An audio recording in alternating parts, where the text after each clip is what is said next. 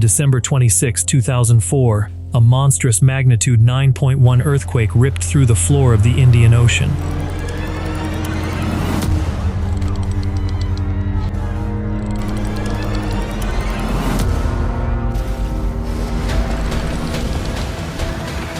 It unleashed a series of catastrophic tsunamis, with waves reaching up to 100 feet high, obliterating coastal cities, crushing entire island communities, and claiming the lives of over 230,000 people in a matter of hours. It was one of the deadliest natural disasters in recorded human history. Days later, believing that no one living at sea level on a flat, remote island could possibly have survived the sheer, raw fury of the waves, the Indian government dispatched a Coast Guard helicopter to survey a tiny, emerald speck of land in the Bay of Bengal, North Sentinel Island. As the heavy dual-rotor machine descended over the shoreline, the pilots scanned the white sands, bracing themselves to find a scene of total devastation. Instead, out from the dense jungle canopy stepped a lone, dark-skinned warrior. He did not wave his hands for rescue. He did not beg for food or water. Instead, he stood completely exposed in the sand, drew back a massive wooden bow, and aimed an arrow directly at the hovering multi-million-dollar aircraft. This single, defiant gesture, captured in a stunning photograph that quickly went viral across the globe, sent a shockwave of realization through the modern world. Against all imaginable odds, this completely isolated tribe had survived a global disaster that had crushed modern cities, and they wanted absolutely nothing to do with our rescue. How did a people with no early warning systems, no reinforced concrete, and no modern technology survive the greatest ocean disaster of our century? And why did their first instinct upon seeing help from the sky involve driving it away with a bow and arrow? Today, we delve into the miraculous survival story of the Sentinelese during the 2004 tsunami. We will uncover the secrets of their island's unique geology, explore how their ancient instincts saved them, and examine why this legendary encounter permanently changed how humanity treats its last uncontacted tribe. To understand the miracle of North Sentinel, we first have to understand the geography of the Andaman and Nicobar Islands. Spanning a rugged tropical chain in the Bay of Bengal, these islands are home to several indigenous Negrito peoples, the direct descendants of the very first modern humans to migrate out of Africa and settle Southeast Asia over 40,000 years ago. For millennia, these tribes lived in perfect, sustainable harmony with their dense rainforests. But when British colonizers arrived in the mid-19th century, that peace was shattered forever. The British brought devastating epidemics, violent land clearances, and forced pacification. In a matter of decades, nearly half of the indigenous Andamanese population died from introduced diseases and colonial conflicts. Tensions culminated in events like the Battle of Aberdeen in 1859, where over 1,500 native warriors charged a British penal colony with bows and spears, only to be systematically cut down by modern firearms and naval cannons. Those who survived were subjected to forced assimilation, herded into poorly constructed shelters, and exposed to alcohol, tobacco, and devastating dietary shifts. Today, neighboring tribes like the Great Andamanese, the Onge, and the Jarawa continue to pay a heavy, tragic price for modern contact. The Jarawa Reserve is now cut in half by the Andaman Trunk Road, transforming their ancestral home into a literal human safari, where tourists in closed convoys throw biscuits and bananas to tribal children on the roadside. But there was one island that somehow escaped this tragic cycle of exploitation. North Sentinel Island. Square, compact, and spanning just 23 square miles, this pocket-sized paradise remained fiercely protected by its natural barrier reefs, its shallow waters, and the uncompromising, violent hostility of its people. They watched the colonization of their neighbors from afar, and they chose a different path: absolute, unwavering isolation. And then, 40,000 years into their isolation, the ultimate test arrived from the depths of the ocean floor. When the 2004 Indian Ocean earthquake struck, it did not just trigger massive waves, It physically warped the geography of the region. The violent shifting of tectonic plates caused a massive geological uplift, permanently lifting North Sentinel Island by an astonishing 2 meters, or 7 feet, out of the sea. Up in an instant, the shallow coral reefs that had surrounded the island for millennia were suddenly thrust directly into the open air. The pristine, turquoise shallows were drained, exposing vast, jagged limestone flats. For the Sentinelese, it must have looked like the ocean itself was retreating, exposing the bones of the earth.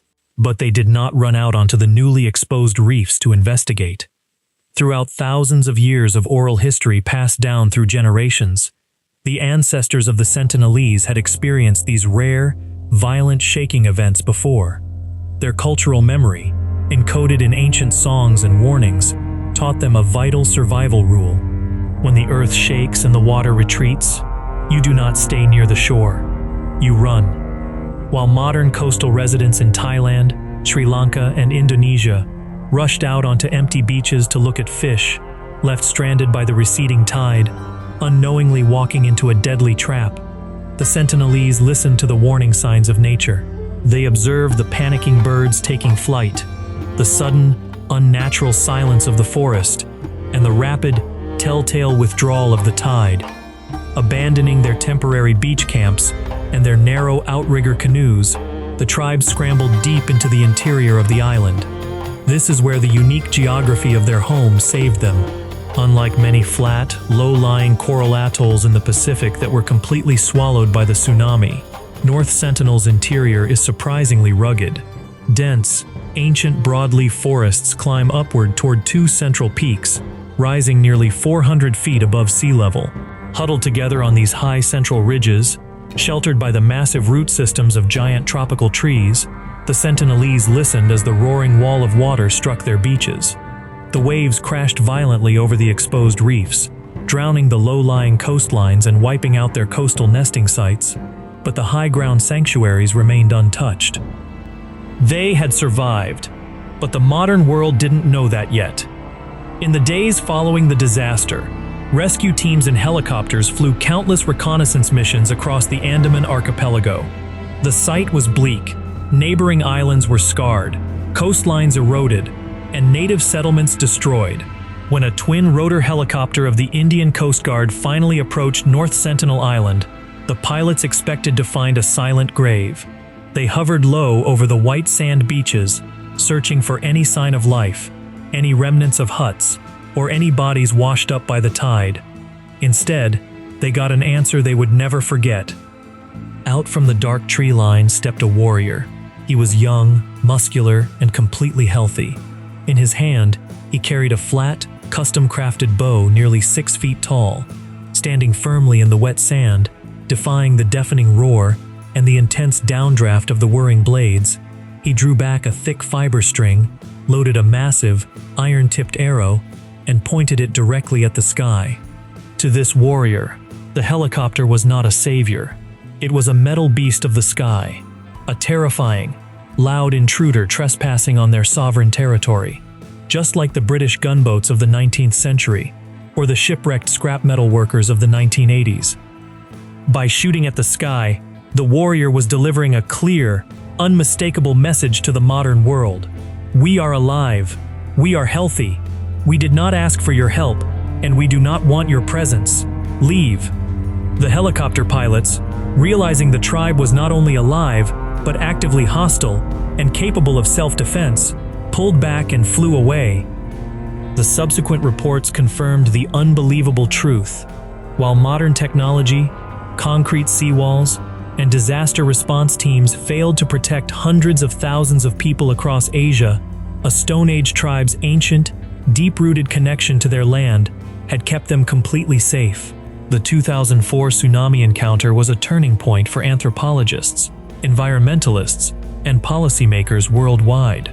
For decades, the Indian government had attempted a policy of gradual assimilation, sending regular gift-giving expeditions, led by anthropologists like T.N. Pandit, to leave coconuts, cookware, and toys on the beach in a bid to befriend the tribe.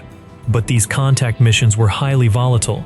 At times, the Sentinelese accepted the coconuts, but other times, they fired arrows, brandished knives, or buried modern toys in the sand. Following the miracle of the tsunami, a profound realization swept through the Ministry of Tribal Affairs. The Sentinelese had proven, once and for all, that they were completely self-sufficient. They did not need our medicine, they did not need our technology, and they certainly did not need our version of progress. In fact, modern contact was the single greatest threat to their survival. Because they have lived in absolute isolation for thousands of years, their immune systems have zero exposure to common, everyday modern pathogens. A simple cold, flu, or measles virus introduced by a well-meaning visitor could spark a catastrophic epidemic, wiping out the entire population of estimated 50 to 400 people in a matter of weeks. The tragedy of neighboring tribes like the Jarawa and Great Andamanese served as a chilling warning of what happens when uncontacted peoples are forced to integrate into modern society. In response, the Indian government permanently abandoned all active contact missions.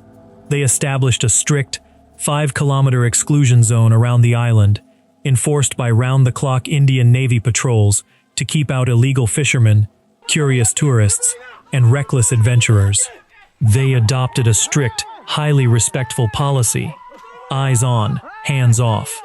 They would protect the island's perimeter from outsiders, but they would leave the Sentinelese completely alone to live, hunt, and thrive on their own terms. Today, as our modern world sprints forward with artificial intelligence, space tourism, and ever-expanding digital networks, North Sentinel Island remains a sacred, untouchable sanctuary of the ancient human past. They do not create plastic garbage. They do not pollute their oceans. And they do not worry about global economic crashes. When we look at North Sentinel Island from satellite imagery, we see a lush, pristine emerald jewel that looks exactly as it did 40,000 years ago. Their survival of the 2004 tsunami teaches us a powerful, humbling lesson: that modern progress is not the only definition of human success. True advancement is also defined by a community's perfect, sustainable harmony with its ecosystem. Yo, what do you think? If you were on that beach, watching the modern world hover above you in a metal machine, would you shoot an arrow at the sky to protect your paradise? Or would you welcome the future? Let us know in the comments below. If you found this deep dive inspiring, please leave a like, subscribe to the channel, and hit that notification bell. And we will see you in the next exploration.